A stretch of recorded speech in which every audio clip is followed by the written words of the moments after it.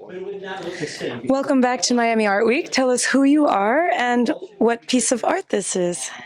I am Lola Okunola. I'm a mixed media artist, and this piece here that you're looking at is called African Cowboy. Okay, tell us about African Cowboy.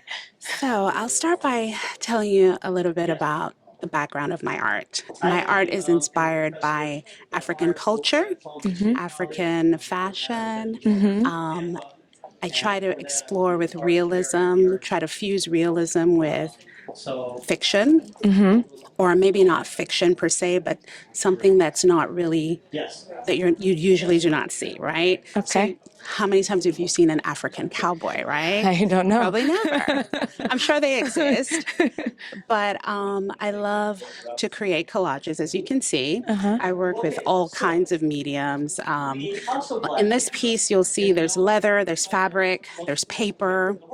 And the whole idea is to try and build up a mask Okay. that translates into a real face, but it's still a mask, which goes back to the realism and the unusualism.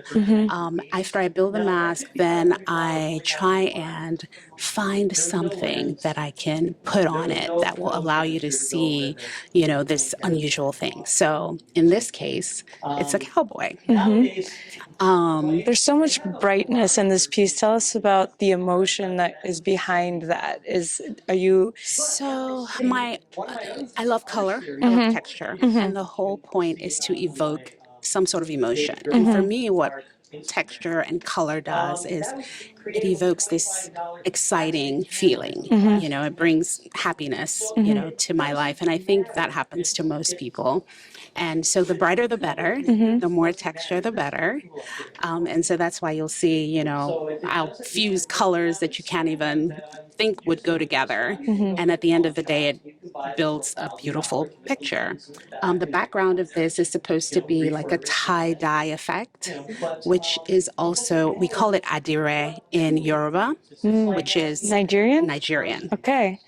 So I didn't tell you about my background, but I'm born and raised in the States, but my parents are Nigerian immigrants. Okay. And I've had the opportunity and pleasure of living in Nigeria. So a lot of my work is, inspired by Nigerian culture, specifically Yoruba, because that's my tribe. Okay. Yeah. That's amazing. And then just tell us, how long did it take to make this from start to finish?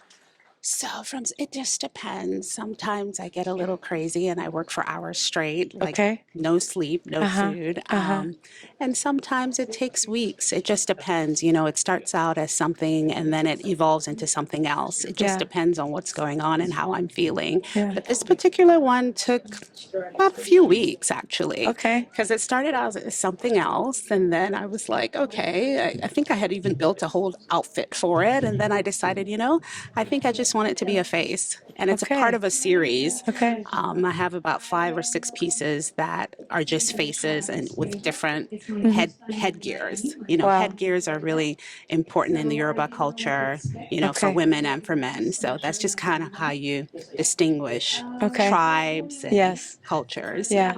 Well, this is really beautiful. Thank you so much for bringing it. We're happy to see it, and we'd love to learn more about it. Thank you. Thank you so much. Appreciate it.